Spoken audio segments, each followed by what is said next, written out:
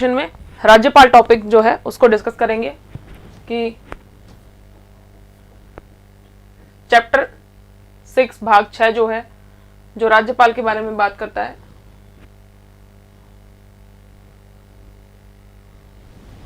इसके बारे में आज का डिस्कशन रहेगा। देखिए आर्टिकल 152 जो जैसे कि बताता है कि हर राज्य के लिए एक राज्यपाल होगा, और राज्य की परिभाषा बताता है 152, और 53 बताता है कि राज्य के लिए राज्यपाल होगा। देखिए जो एक राज्यपाल होगा, ये जो कंसेप्ट है वो चेंज हो गया है 7वें संविधान संशोधन द्वारा। 7वें संविधान संशोधन के बाद में इस संशोधन द्वारा ये व्यवस्था कर दी गई कि एक व्यक्ति एक से अधिक राज्यों का राज्यपाल भी हो सकता है। जैसे देश में राष्ट्रपति होता है वैसे ही राज्य में राज्यपाल होता है, लेकिन डिफरेंस ये है कि राज्यपाल एक से अधिक राज्य का भी एक व्यक्ति को बनाया जा सकता है। एक तरह से आप ये कह सकते हैं कि जैसे संघ की कार्यपालिका शक्ति राष्ट्रपति में निहित होती है, वैसे ही राज्य की कार्यपालिका शक्ति किस में होती है? राज्यपाल में निहित होती है। लेकिन एक डिफरेंस यहाँ पे देखने को मिलता है कि राष्ट्रपति का जो पद है वो राष्ट्र में निर्वाचित है, जबकि राज्यपाल का पद मनोनीत है। क्योंकि राष्ट्रपति जब चैप्टर हमने पढ़ा था तो हमने देखा था कि सारे प्रोविजंस दिए हुए हैं, इलेक्शन का तरीका दिया हुआ है, वो सब सिस्टम आपने राष्ट्रपति चैप्टर में पढ़ा। लेकिन जब अभी हम राज्यपाल पढ़ेंगे तो इसमें आप देखेंगे कि इसके इलेक्शन को लेकर कोई प्रोविजन नहीं है, क्योंकि ये मनोनीत किए जाते हैं। राज्यपाल के पद पर व्यक्ति को मनोनीत किया जाता है, मीन्स कि प्रेसिडेंट ऑफ इंडिया राज्यपाल को मनोनीत करते हैं। ये जो ट्रेडिशन है ये थोड़ा अलग है। कुछ लोगों का मानना है कि राज्यपाल का पद राज्य में कंप्लीटली इलेक्टेड होना चाहिए, लेकिन ये जो तरीका है राज्यपाल को अपॉइंट किया जाएगा, ये हमने कनाडा से लिया है। देखिए कनाडा में ये व्यवस्था है कि वहां पर राज्यपाल मनोनीत किया जाता है, और इंडिया ने वहीं से ये चीज कॉपी की है। तो ऐसी व्यवस्था को क्यों अपनाया गया? या फिर जब आप देखेंगे, मतलब जब आप मेंस एग्जाम देंगे तो आपसे ये पूछा जा सकता है कि राज्यपाल का पद राष्ट्रपति की तरह इलेक्टेड क्यों नहीं है? बहुत सिंपल सा आंसर है कि अगर राज्यपाल इलेक्ट किए जाएंगे, मनोनीत नहीं किए जाएंगे, तो एक ही स्टेट में दोहरी सरकार संचालित हो जाएगी। देखिए हमारी कंट्री का ढांचा फेडरल टाइप का है, और सेंटर राज्य में राज्यपाल को नियुक्ति करता है एजेंट के तौर पर। अगर राज्यपाल निर्वाचित होने लगेगा तो राज्य सरकार का ढांचा कंप्लीटली गड़बड़ा जाएगा, क्योंकि एक राज्य में जनता द्वारा चुने हुए 2 प्रतिनिधि काम नहीं कर पाएंगे। ठीक है, क्योंकि सीएम होता है। इसके अलावा अगर राज्यपाल को भी अगर इलेक्ट किया जाएगा तो फिर अगर कोई भी स्थिति हो सकती है, 2 अलग अलग पार्टियों से हो सकते हैं, दोनों में अगर कॉन्ट्रडिक्शन होता है और दोनों ही हायर अथॉरिटी हैं शासन चलाने में, तो उस स्थिति में ये जो व्यवस्था है कि चुनाव नहीं होने चाहिए और मनोनीत होने चाहिए राज्यपाल, इसको रखा गया है। तो इसका सीधा सा मीनिंग ऐसा है कि राज्यपाल की जो पोस्ट है वो सिर्फ ऐसी है कि सिर्फ केंद्र सरकार के एजेंट के तौर पर वो राज्य में काम करते हैं। यहां से प्रश्न आपके लिए एक बनता है कि निम्नलिखित दिए गए कथनों में से राज्यपाल के बारे में कौन सा कथन सही है? तो आपका क्वेश्चन ये हो सकता है कि आपको 2 सेंटेंस ये दिए जाएं कि क्या राज्यपाल सेंटर का राज्य में एजेंट है। सेकंड ऑप्शन है कि राज्यपाल राष्ट्रपति द्वारा नियुक्त किए जाते हैं, और सी ऑप्शन होगा कि दोनों सही हैं, और डी कि दोनों गलत हैं। तो ये आप दोनों जो सेंटेंस है ये सही हैं कि सेंटर के द्वारा एजेंट के तौर पे अपॉइंट किए जाते हैं और राष्ट्रपति द्वारा राज्य में नियुक्त किए जाते हैं। तो ये दोनों ही ऑप्शन ठीक है। देखिए ये भी क्वेश्चन पूछा जा सकता है कि ये व्यवस्था कहां से ली गई है। जैसे कि आपको मैंने अभी बताया कि कनाडा से ये व्यवस्था ली गई है, तो ये भी आपको जानकारी में होना चाहिए। देखिए हमारा जो संघ राज्य सिस्टम है उसमें जहां पर भी शक्तियों मतलब सेंटर की तरफ टिल्टेड है, कि जैसे कि संघ क्या फेडरल सिस्टम यही है कि संघ और राज्य के मध्य शक्तियों का बंटवारा हो। तो संघ का मतलब है कि बंटवारा हो शक्तियों का, लेकिन हमारे राष्ट्र में क्या है कि संघ की तरफ जो पावर है वो झुकी हुई है। हर जगह हर स्थिति हर देश में अलग अलग स्थितियां होती है, झुकाव किसी भी तरफ हो सकता है। मींस की जो बैलेंस ऑफ पावर है वो देखा जाता है कि आपके राष्ट्र में कैसा है, और इस मामले में हमारा संघ थोड़ा सा कठोर टाइप का है। देखिए बेसिक आपको सब कुछ समझ में आ गया होगा। अब अपॉइंटमेंट्स मतलब 153 से बेरेक्ट से 1 by 1 शुरू करेंगे।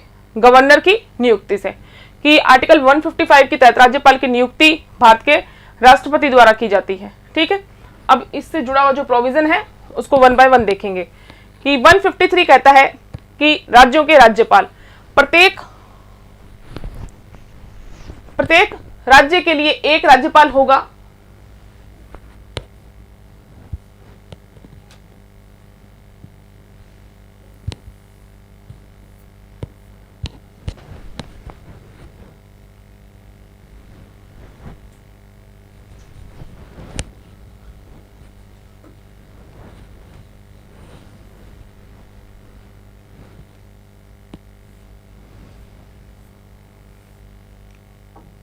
कि प्रत्येक राज्य के लिए एक राज्यपाल होगा, परंतु इस अनुच्छेद की कोई बात एक ही व्यक्ति को 2 या अधिक राज्यों के लिए राज्यपाल नियुक्त किए जाने से निवारित नहीं करेगी। ये 7वें संविधान संशोधन से पहले ये प्रोविजन नहीं था। 7वें संविधान संशोधन के बाद में ये व्यवस्था एड ऑन की गई थी।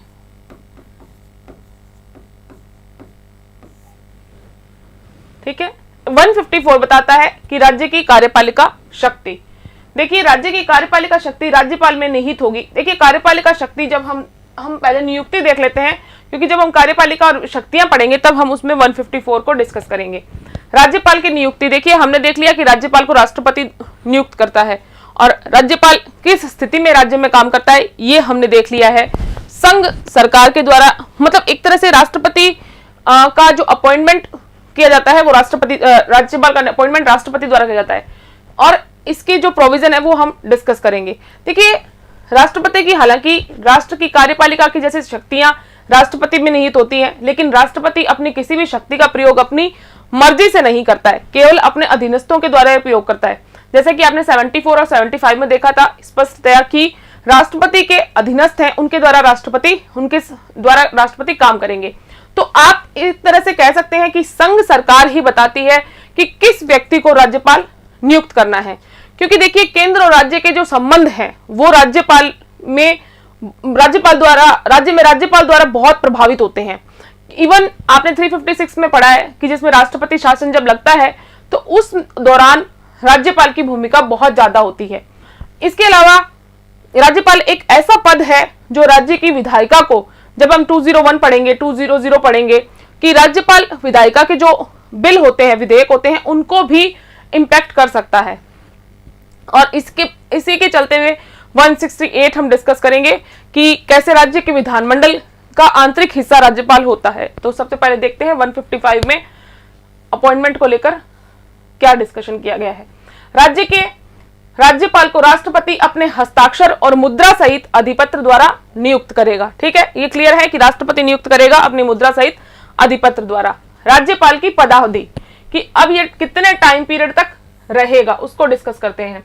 राज्यपाल राष्ट्रपति के प्रसाद पर्यंत पद धारण करेगा। राज्यपाल की जब तक, क्योंकि देखिए अपॉइंटमेंट किसके द्वारा किया जाता है, राष्ट्रपति के द्वारा।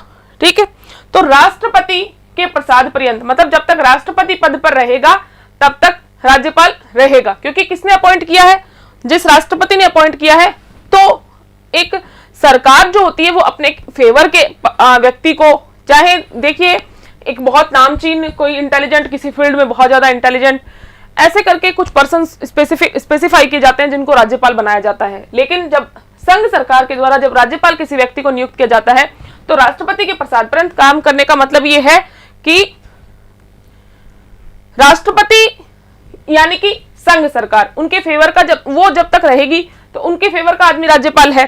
तो अगर ये सरकार बदल जाती है तो उस स्थिति में जिस व्यक्ति को अपॉइंट किया है वो कंडीशंस देखी जाएंगी कि वो व्यक्ति उस संघ सरकार के, उस समय की संघ सरकार के विरुद्ध है या उनके पक्षधर है। तो उस हिसाब से ये राष्ट्रपति के प्रसाद पर्यंत तक काम करते हैं।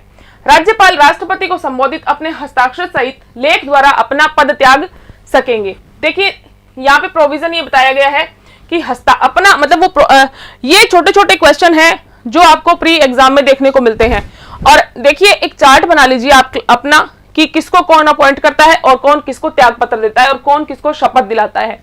हर एक का नाम लिखना है, जैसे कि सीजीआई और राष्ट्रपति, उपराष्ट्रपति, ऐसे करके जितने भी पद हैं उनकी अपनी कॉपी में एक लिस्ट बनाइए या फिर एक पेपर पे बना लीजिए, A4 साइज के पेपर में एक लिस्ट बनाकर उस लिस्ट में ये एक तरफ सारे पद लिख लीजिए जिसमें कौन नियुक्त करता है और कौन शपथ दिलाता है और ये किसको त्याग पत्र दे सकते हैं, मतलब किसको संबोधित करके ये पद त्याग सकते हैं। ये एक लिस्ट बनानी है ताकि आपको किसी चीज का कंफ्यूजन ना हो, क्योंकि आप फिर क्या होता है अलग अलग आप पढ़ने बैठेंगे तो आप कंफ्यूज हो जाएंगे, इसलिए एक ये चार्ट जरूर बना लें।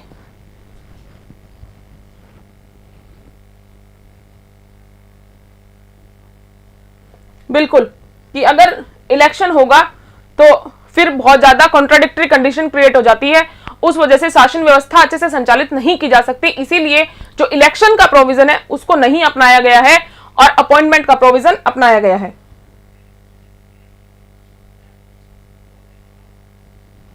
चलिए, ज्यादा कुछ नहीं हुआ है, सब पढ़ लीजिए। इस अनुच्छेद की पूर्वगामी उपबंधों के अधीन रहते हुए राज्यपाल अपने पद ग्रहण की तारीख से 5 वर्ष की अवधि तक पद धारण करेगा। जनरली अपना हस्ताक्षर के माध्यम से पद त्याग कर सकते हैं। किसको पद त्याग करेंगे, किसको इस्तीफा संबोधित करेंगे? राष्ट्रपति को। लेकिन जनरल टाइम पीरियड कितना है, टेन्योर कितना है? 5 साल राज्यपाल का। ठीक है। इसके बाद है कि परंतु राज्यपाल अपने पद की अवधि समाप्त हो जाने पर भी तब तक पद धारण करता रहेगा जब तक उसका उत्तराधिकारी अपना पद ग्रहण नहीं कर लेता है। सेम देखिए, मोस्ट प्रोबेबली आप जो प्रोविजन देखेंगे उनमें राष्ट्रपति से मिलते जुलते प्रोविजन होंगे। तो देखिए, सेम यही राष्ट्रपति वाली सिचुएशन है कि पद से वो तब तक नहीं उठेंगे जब तक, मतलब पद से नहीं हटेंगे जब तक कि जो उत्तराधिकारी है, मतलब जो नेक्स्ट राज्यपाल है, वो उस पद को धारण नहीं कर लेता। अब देखिए अर्हताएं जो हैं उनको लेकर एक कंफ्यूजन राज्यपाल में देखने को मिलता है कि सबको ऐसा लगता है कि आर्टिकल 157 में इसकी अर्हताएं हैं, लेकिन ये सिर्फ अर्हताएं, अगर आपको कोई पूछा जाए तो आप अगर इससे रिलेटेड क्वेश्चन अगर पूछा जाए तो अगर आप अर्हताओं को लेकर सिर्फ 157 याद करते हैं तो हो सकता है आपके क्वेश्चन के आंसर में कुछ गड़बड़ हो सकती है। इसलिए जो अर्हताओं को देखते हुए क्वेश्चन का आंसर जो देखना है वो 157 और 158 दोनों आर्टिकल को मिला के आंसर देना है। देखते हैं, कोई व्यक्ति राज्यपाल नियुक्त होने का पात्र तभी होगा जब वह भारत का नागरिक है। देखिए, भारत का नागरिक जन्म से भारत से पाकिस्तान को किस तरह से कोई भी स्थिति हो, भारत का नागरिक होना चाहिए, क्योंकि कुल मिला के सब वो भारत का नागरिक ही बन गए हैं। वो तो भारत का नागरिक है और 35 वर्ष की आयु पूरी कर चुका है। 35 वर्ष की आयु मतलब मिनिमम एज 35 साल होनी चाहिए, मैक्सिमम एज यहाँ पर नहीं बताई गई है कितने भी साल के, ये कोई यहाँ पर डिस्कशन नहीं है। तो ये दो तो शर्तें हो गई है 157 में कि एक तो भारत के नागरिक होने चाहिए और दूसरा 35 वर्ष एज। अब सेकंड आती है 158 की राज्यपाल के पद के लिए शर्तें। राज्यपाल संसद के किसी सदन का या पहली अनुसूची में विनिर्दिष्ट किसी राज्य के विधानमंडल के, कि ना तो संसद के किसी सदन के सदस्य होंगे वो, ना ही विधानमंडल के किसी सदन का सदस्य नहीं होगा, और यदि संसद के किसी सदन का या ऐसे किसी राज्य के विधानमंडल के किसी सदन का कोई सदस्य राज्यपाल नियुक्त हो जाता है तो यह समझा जाएगा कि उसने उस पद में अपना स्थान राज्यपाल के रूप में अपने पद ग्रहण की तारीख से रिक्त कर दिया है। तो ये भी एक अर्हता में आएगा कि आप किसी भी सदन के सदस्य, चाहे संसद में चाहे राज्य में, किसी भी सदन के सदस्य आप नहीं हो सकते हैं। राज्यपाल अन्य कोई लाभ का पद धारण नहीं करेगा, कि किसी तरह का लाभ का पद धारण नहीं करेगा। थर्ड है कि राज्यपाल बिना किराया दिए अपनी शासकीय निवासों के उपयोग का हकदार होगा और ऐसी उपलब्धियों, भत्तों और विशेषाधिकारों का भी जो संसद विधि द्वारा अवधारित करे। देखिए क्या लिखा हुआ है, ये कौन डिसाइड करेगा? संसद की उपलब्धियां, भत्ते और विशेषाधिकार की पेमेंट। भत्ते जो हैं, ये भत्तों को लेकर आगे भी डिस्कशन होगा कि पेमेंट कौन डिसाइड, कौन देता है पेमेंट। देखिए, क्योंकि आपने 153 में ये देखा कि एक राज्यपाल को एक से अधिक राज्य का भी राज्यपाल बनाया जा सकता है। तो कोई व्यक्ति अगर एक से अधिक राज्यों का राज्यपाल है तो पेमेंट किस तरह से दी जाएगी, इसका भी डिस्कशन करेंगे। इसके साथ ही ये जो आर्टिकल है ये बताता है कि भत्तों और विशेषाधिकारों का भी संसद विधि द्वारा अवधारित करे, मतलब पेमेंट कितना होगा। देखिए, अभी वर्तमान में 3.5 लाख रुपए पेमेंट है, तो अवधारित करे, और जब तक इस निमित्त इस प्रकार उपबंध नहीं किया जाता है तब तक ऐसी उपलब्धियों, भत्तों और विशेषाधिकारों का जो दूसरी अनुसूची जितना बताती है उस हिसाब से डिसाइड करेंगे में विनिर्दिष्ट और हकदार होगा। जहां एक ही व्यक्ति को 2 या अधिक राज्यों का राज्यपाल नियुक्त किया जाता है वहां उस राज्यपाल को संदेह, उपलब्धियां और भत्ते उन राज्यों के बीच ऐसे अनुपात में आवंटित किए जाएंगे जो राष्ट्रपति आदेश द्वारा अवधारित करे। देखिए इसका मतलब यह है कि जैसे अगर समझ लीजिए हरियाणा और पंजाब का एक ही पर्सन को राष्ट्रपति बनाया जाता है, तो ये जो पेमेंट है वो दोनों में बंट जाएगी, लेकिन उनका परसेंटेज कितना होगा, 50-50 का होगा, 40-60, मतलब कौन सा स्टेट 40% देगा, 50% देगा, 50-50 देंगे, कैसे देंगे, ये डिसाइड कौन करेगा, राष्ट्रपति करेगा। लेकिन पेमेंट होगा कितना, ये बात कौन डिसाइड करता है, संसद। ठीक है, ये क्लियर रखें कि जो आवंटन का अनुपात है वो राष्ट्रपति डिसाइड करेंगे, लेकिन पेमेंट कितनी होगी, भत्ते कितने होंगे, विशेषाधिकार क्या होंगे, उनका जो निर्धारण है वो संसद के द्वारा किया जाता है। इसके साथ ही आर्टिकल 159 है, राज्यपाल द्वारा शपथ या प्रतिज्ञान। प्रत्येक राज्यपाल और प्रत्येक व्यक्ति जो राज्यपाल के कृत्यों का निर्वहन कर रहा है, अपना पद ग्रहण करने से पहले उस राज्य के संबंध में अधिकारिता का प्रयोग करने वाले उच्च न्यायालय के मुख्य न्यायमूर्ति या उनके अनुपस्थिति में, जिस राज्य का राज्यपाल आप नियुक्त हो रहे हैं वहां का मुख्य न्यायमूर्ति आपको शपथ दिलवाएगा।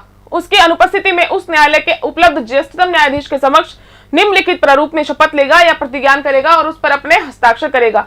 मैं अमुक ईश्वर की शपथ लेता हूं या सत्यनिष्ठा से प्रतिज्ञान करता हूं कि मैं श्रद्धा पूर्वक XYZ राज्य के राज्यपाल के पद का कार्यपालन अथवा राज्यपाल के कृत्यों का निर्वहन करूंगा तथा अपनी पूरी योग्यता से संविधान और विधि का परिरक्षण, किसकी चीज की शपथ लेते हैं, ये संविधान और विधि की का परिरक्षण, संरक्षण और प्रतिरक्षण करूंगा और मैं XYZ राज्य की जनता की सेवा और कल्याण में निरत रहूंगा। तो राज्य की, ये राज्यपाल किसकी शपथ लेते हैं, संविधान की और विधि की, परिरक्षण, संरक्षण और प्रतिरक्षण की। आपने ये देखा कि इसके नेक्स्ट प्रोविजन है कि कुछ आकस्मिकताओं में राज्यपाल के कर्तव्यों का निर्वहन, फिर 161 है कि क्षमा आदि की और कुछ मामलों में दंडादेश के निलंबन, परिहार या लघुकरण की राज्यपाल की शक्ति, राज्य की कार्यपालिका शक्ति और फिर राज्य मंत्रिपरिषद आ जाता है। तो आप ये देखते हैं कि शपथ तो संविधान या विधि की देते हैं, लेकिन कहीं पर भी इनके खिलाफ महाभियोग आदि से जुड़े हुए प्रोविजन नहीं बताए गए हैं कि अगर संविधान का उल्लंघन किया जाता है या विधि का उल्लंघन राज्यपाल द्वारा किया जाता है तो महाभियोग का कहीं भी प्रोविजन नहीं है और ना ही ऐसी कोई स्थिति अभी तक देखी गई है। ठीक है, नेक्स्ट देखते हैं कि कुछ आकस्मिकताओं में राज्यपाल के कर्तव्यों का निर्वहन की। राष्ट्रपति ऐसी किसी आकस्मिकता में जो इस अध्याय में उपबंधित नहीं है, राज्य के राज्यपाल के कृत्यों के निर्वहन के लिए ऐसा उपबंध कर सकेगा जो वह ठीक समझता है। नेक्स्ट है 161, क्षमा आदि की कुछ और मामलों में जो 72 में राष्ट्रपति की पावर देखी थी, वो किसी राज्य के राज्यपाल को उस विषय संबंधी जिस विषय पर उस राज्य की कार्यपालिका शक्ति का विस्तार है, किसी विधि के विरुद्ध किसी अपराध के लिए सिद्ध दोष ठहराए गए किसी व्यक्ति के दंड को क्षमा कर सकते हैं, लेकिन इसमें मृत्युदंड शामिल नहीं है। उसका प्रविलंबन, विराम या परिहार करने की अथवा दंडादेश में निलंबन, परिहार या लघुकरण करने की शक्ति होगी। ठीक है, कि दंड का उसका मतलब कोई भी दंड होता है, दंड को क्षमा करना या फिर दंड का प्रविलंबन करना, विराम करना या फिर परिहार कर देना, खत्म कर देना, रोक देना या कुछ समय तक रोक देना, कि अथवा दंडादेश में निलंबन, एक ही बात है बीच में अथवा लगवाया है। ठीक है, दंडादेश में निलंबन, परिहार या लघुकरण की शक्ति होगी।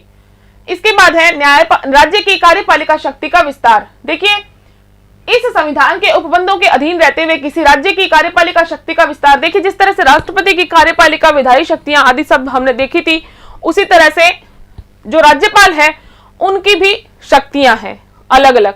ठीक है, तो आपने देख लिया है कि किस तरह से अपॉइंटमेंट होता है, क्या राज्यपाल की अर्हताएं हैं, क्या मतलब पदावधि है, ये सब किस तरह से ये किसको अपना त्याग पत्र दे सकते हैं, इन सब के बारे में आपने डिस्कशन कर लिया है। नेक्स्ट देखते हैं कि राज्यपाल की शक्तियां। देखिए, वेतन के विषय में आपने पढ़ लिया है और वेतन के बारे में एक ही चीज थोड़ी सी कॉम्प्लिकेटेड है जिसके बारे में आप ध्यान रखें कि अगर दो राज्यों में अगर एक राज्यपाल को नियुक्त किया गया है तो दोनों राज्यों में वेतन बांट दिया जाएगा। वेतन कितना होगा ये डिसाइड संसद करेगी और इसके अलावा वेतन को जो अनुपात में बंटवारा है वो राष्ट्रपति करेंगे। ठीक है, समझ में आ गया, क्लियर। अब बात करते हैं शक्तियों के बारे में।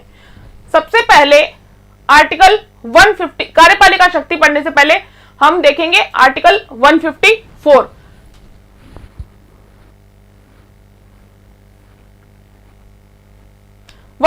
कहता है कि राज्य की कार्यपालिका शक्तियां, राज्य की कार्यपालिका शक्ति राज्यपाल में निहित होगी और वह इसका प्रयोग इस संविधान के अनुसार स्वयं या अपने अधीनस्थ अधिकारियों के द्वारा करेगा। तो अब ये अधीनस्थ अधिकारी क्या है, तो इसके लिए 162 और 163 बताया गया है।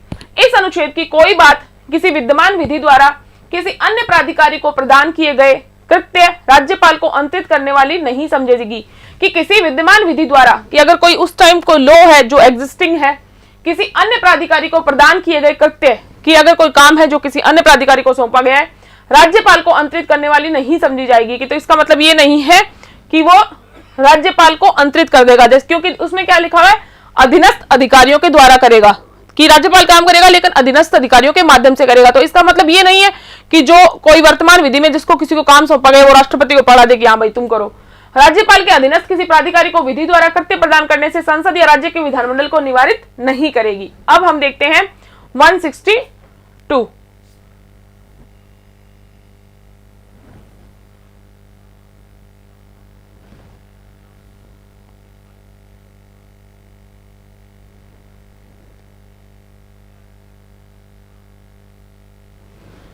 ठीक है, देखिए कार्यपालिका शक्ति राज्य में निहित होगी, ये हमने देख लिया है, और स्वयं नहीं करेगा, एज इट इज राष्ट्रपति की तरह अपने अधीनस्थों के माध्यम से करेगा। और अधीनस्थ कौन है, ये आर्टिकल 163 और 164 हमें बताते हैं। ठीक है, जो कार्यकारी शक्तियां हैं वो राष्ट्रपति है, ये आर्टिकल 154 बताता है कि जिसमें लिखा है कि कार्यकारी शक्ति सारी किसमें निहित होगी, राज्यपाल में निहित होगी।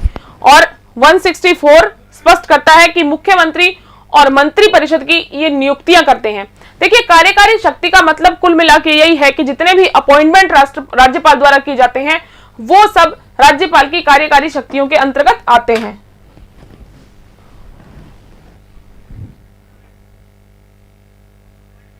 जी बिल्कुल, भारत के नागरिक होने चाहिए बस, चाहे वो किसी भी माध्यम से हैं आप।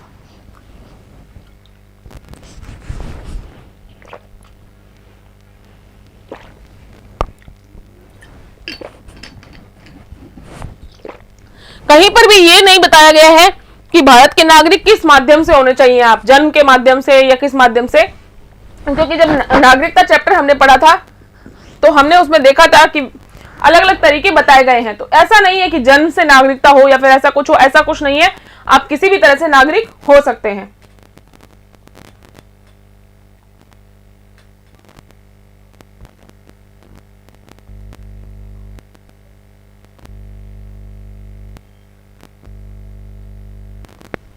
चलिए 162 बताता है कि राज्य की कार्यपालिका शक्ति का विस्तार इस संविधान के उपबंधों के अधीन रहते हुए राज्य की कार्यपालिका शक्ति का विस्तार उन विषयों पर होगा जिनके संबंध में उस राज्य के विधानमंडल को विधि बनाने की शक्ति है।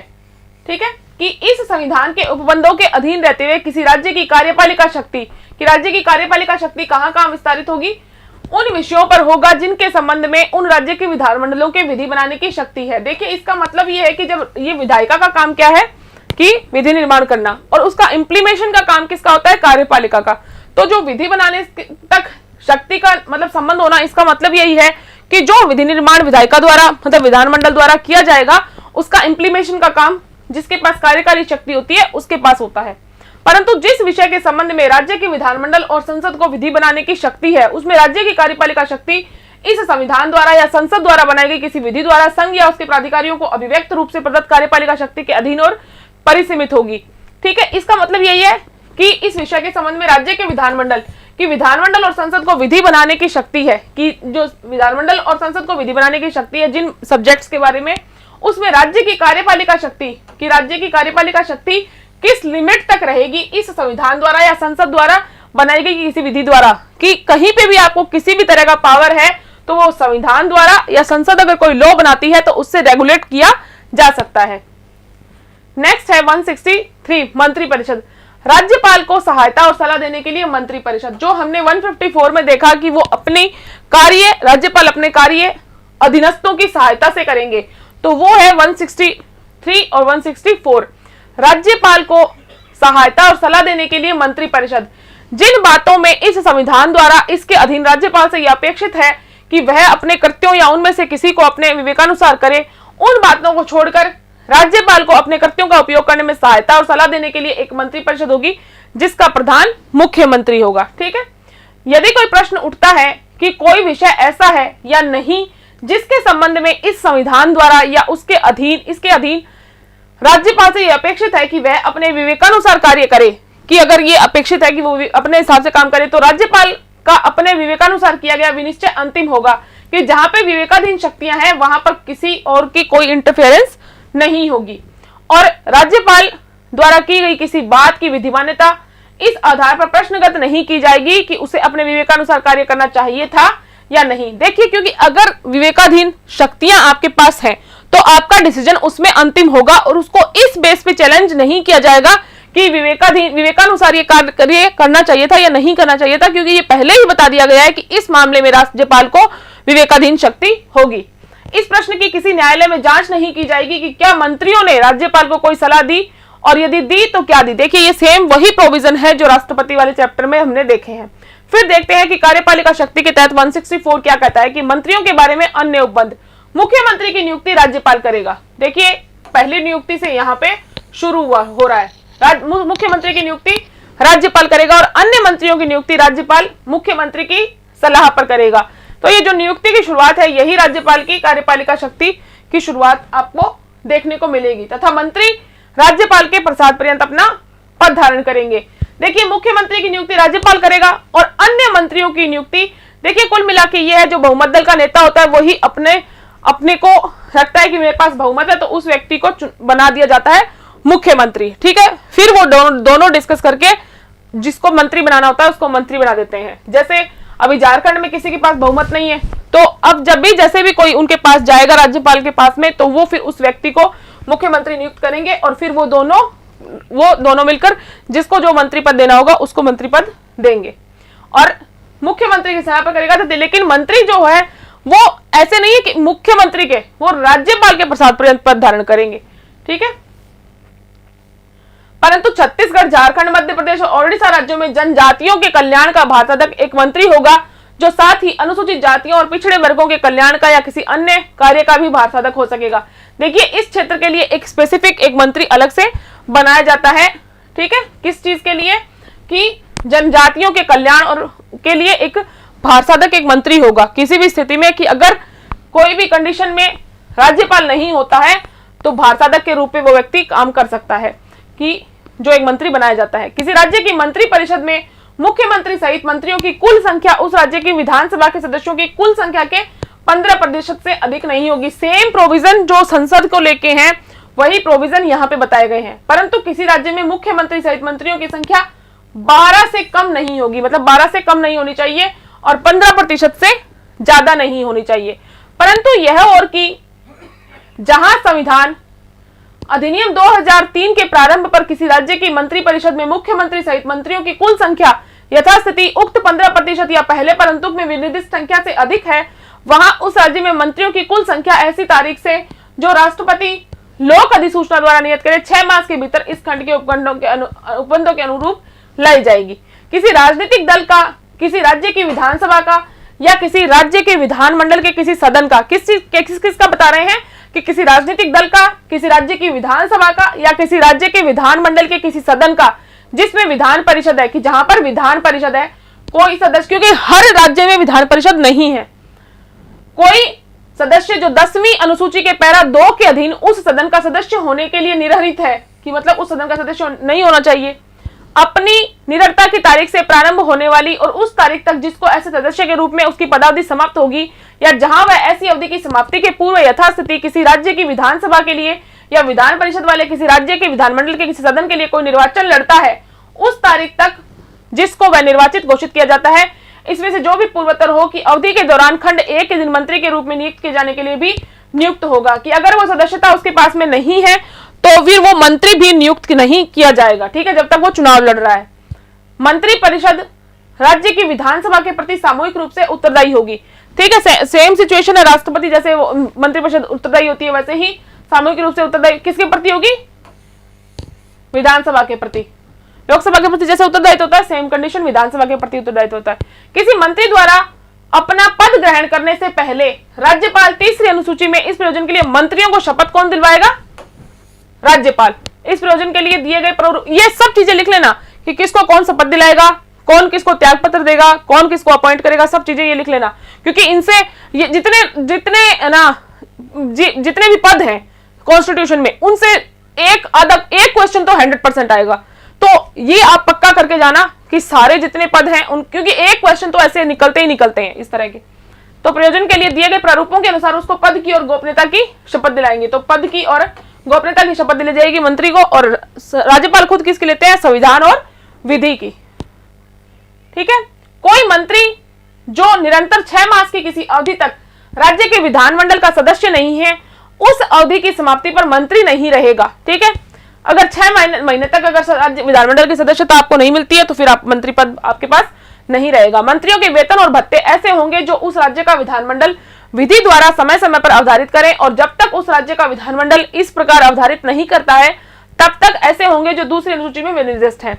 अब देखिए, हमने पहले जब राज्य का महाधिवक्ता महान्यायवादी पढ़ा था तब हमने इस आर्टिकल को भी डिस्कस किया था। तो ये यहां पर देने का मतलब ये है, कार्यकारी शक्ति के तहत महाधिवक्ता का भी अपॉइंटमेंट जो नियुक्ति है वो राज्यपाल द्वारा की जाती है। इसलिए जो राज्यपाल चैप्टर है उसकी कार्यकारी शक्तियों के तहत इसको एड ऑन किया गया है कि प्रत्येक राज्य का राज्यपाल उच्च न्यायालय का न्यायाधीश नियुक्त होने के लिए अर्हित इसकी अर्हता क्या है कि आप उच्च न्यायालय के न्यायाधीश नियुक्त होने के लिए अर्हित होने चाहिए। किसी व्यक्ति को राज्य का महाधिवक्ता नियुक्त करेगा। महाधिवक्ता का यह कर्तव्य होगा कि वह उस राज्य की सरकार को विधि संबंधी ऐसे विषयों पर सलाह दे और विधिक स्वरूप के ऐसे अन्य कर्तव्य, एक तो विधि संबंधी मामलों में सलाह देनी है और विधिक स्वरूप के ऐसे अन्य कर्तव्यों का पालन करे जो राज्यपाल उसको समय समय पर निर्देशित करे या सौंपे, और उन कृत्यों का निर्वहन करे जो उसको इस संविधान अथवा तत्समय प्रवृत्त किसी अन्य विधि द्वारा या उसके अधीन प्रदान किए गए हैं। अगर कोई भी कृत्य अन्यथा प्रदान किए जाते हैं